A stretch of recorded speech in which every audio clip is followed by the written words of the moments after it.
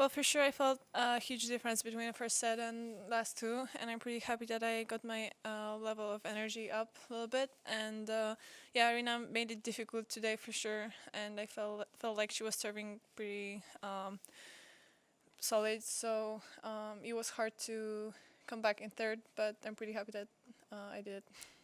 Very good. Just a reminder, there will be no press for Iga tomorrow, so if you have questions, we will take them tonight. Okay? Matt. Hi, Iga. Matt Futterman from the New York Times. You spent like a fair amount of time today, whether it was on the sidelines or even on the court at times with your eyes closed in between points. I'm sort of wondering what are you doing when you're doing that, or what's going through your head? Are you visualizing stuff? What is that all about? Um, Honestly, I don't know if it was more than usual, but maybe.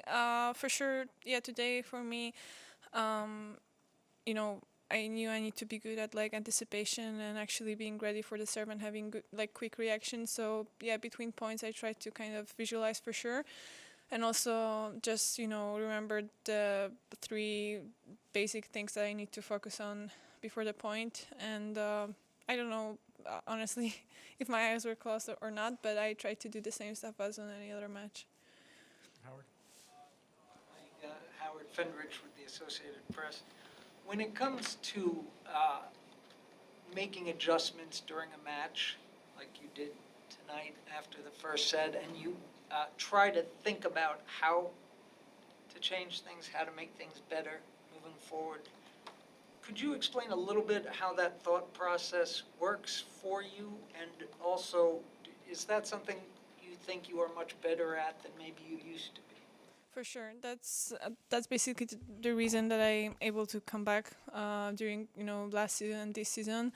And yeah, well, earlier I felt like my emotions kind of were taking over, and I was panicking a little bit when I was losing. So for sure, I grew up. I also learned a lot, and the work that I with Daria for sure helped. And yeah, right now it's just easier for me to actually logically think what I can change, and I feel like I have more skills to do that than just one type of way to play. So I'm pretty happy that it changed, because I think that's basically the most important thing on the highest level. You good with that? Hi, Iga, congratulations. Nadeem Thank you. Mail from Eurosport.com.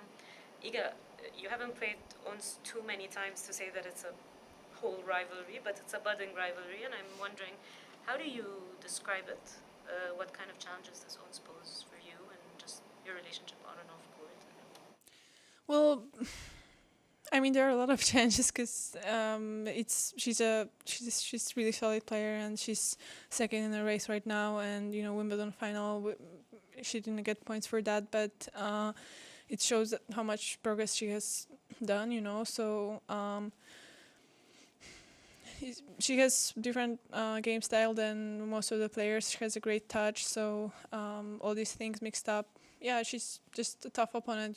So that's why probably our matches are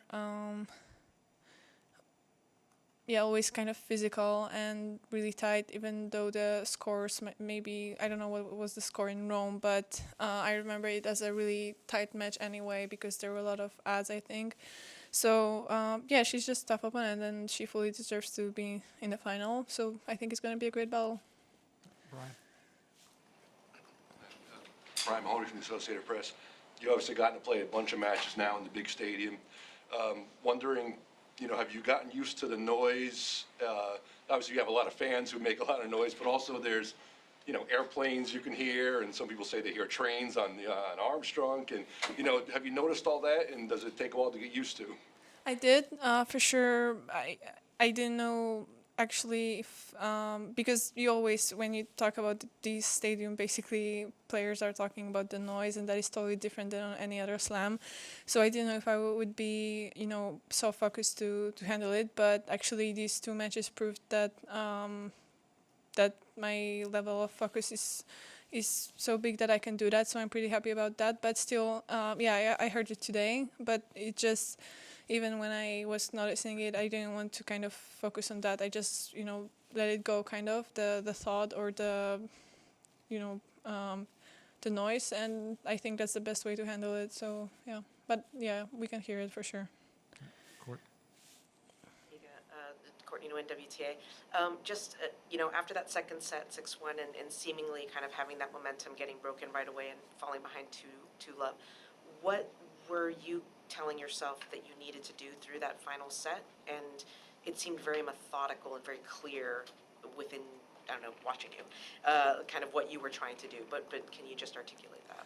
Honestly, I knew I have nothing to lose, basically, and I feel like Arena served pretty well today, better than on our other matches. So I think just mentally, maybe these 2 games that I lost kind of helped me to get back on ground and realize that I still should have low expectations, even though the second set was pretty dominant.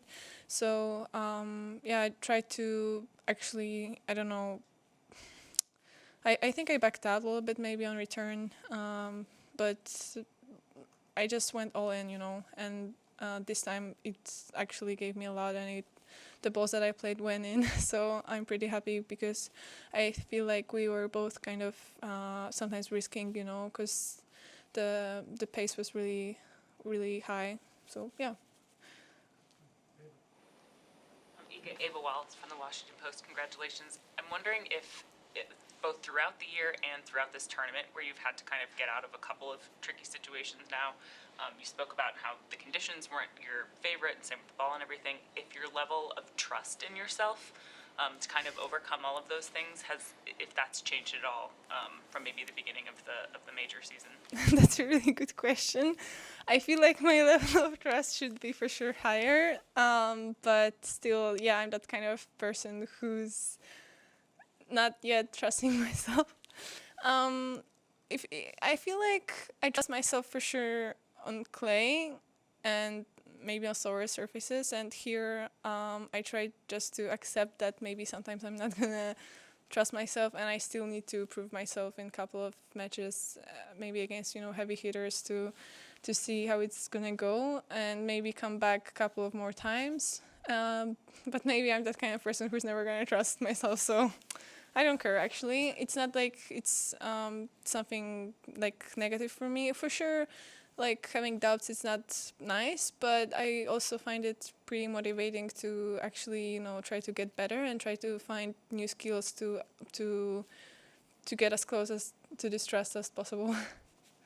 Court, you had a question?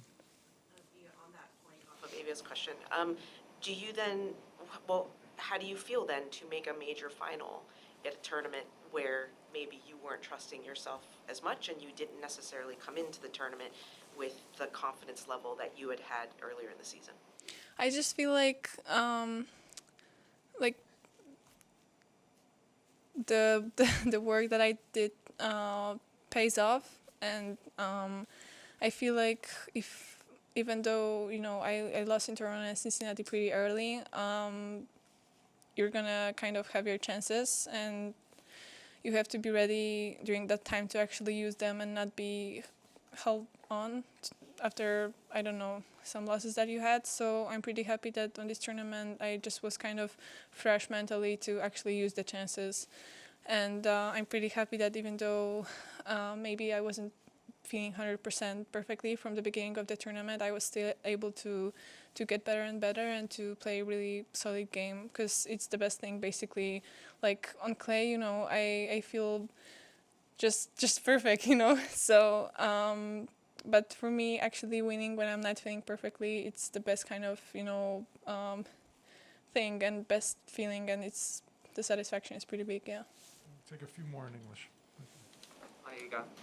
Matt Trollope from OzOpen.com. You said to Courtney before that you went all in and you were happy that the shots started going in when you needed them to, and I just wonder how or why did they start going in? What was it about tonight that maybe it is about that trust you were talking about before, but maybe explain that if you can.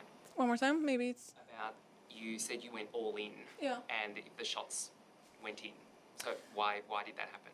I just feel like, you have to do that kind of sometimes against Arena because she's playing she's trying to be really dominant and she's playing really aggressively, and sometimes just maybe pushing her back a little bit is the best thing you can do, because when she's gonna be going forward, it's hard to stop her. So yeah, I need kind of to go all in to change the momentum a little bit in third set. So yeah. Last two in English. Tamani, Reem, then we're done. Hey, Tamani Kara from The Guardian. A lot of the kind of champions in the past, they often have big comebacks, when they're down in matches, in big tournaments. And in your first two slams, I know you had a lot of tough matches, but you only took one set. So I'm wondering just how kind of important is it for you to know that, when you're down 2-4 today, you can come back and, and have that experience going forward. Yeah, it's a lot. It also gave me a lot after the fourth round, so it kind of gives you a little bit of that trust that we were talking about, that you can handle any situation that is out there. And yeah, maybe some just confidence that next time you know what skill to choose and what solution to have, kind of, So yeah, it's the best experience you can have for next matches for sure. Reem, final question in English. A couple of things. One of them is this tournament was quite unique for everyone because the first week was all about Serena, and in general there's a lot of focus on the Americans and everything. And whereas for there's so many eyes on you with heading into the French and the streak and all of these things. And I'm curious, has it felt different for you? And has even week 1 felt different to week 2? Or has that helped? Has that affected your mentality? I'm just curious how it felt. I don't know, honestly. I was actually thinking about that every time I basically watch Serena. I've never been in this situation, like being number 1 and being in this tournament, so it's hard for me to say. It's hard for me to compare, but maybe a little bit, it took a little bit pressure off me. But for sure, just not playing well before also took some pressure off. So, I mean, it's not like I was aiming to do that, but I'm pretty happy that I converted it in a positive way. You were very vocal about your feelings about the balls, and Yeah. somehow, which is fine. I feel like I'm a hypocrite. No, but now you're in the final, and I'm curious, has that changed your mentality a little bit about what you're capable of, irrespective of conditions, balls, court, everything? Yeah, actually, it did. And in Indian Wells, I had pretty similar situation because it's so dry out there that I had also a hard time controlling the ball.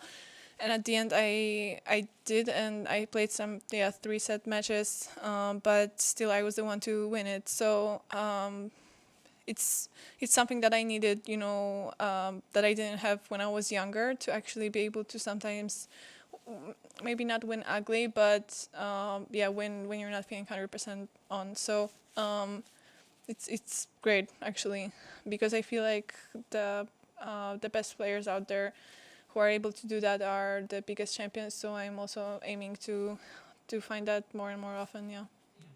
All that you said it out loud, that you really hate the balls, and all your opponents knew that you hate them? I don't know.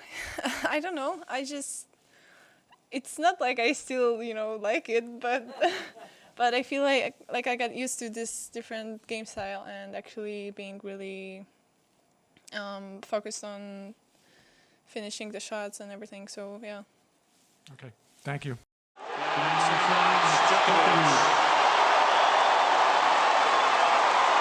7-6.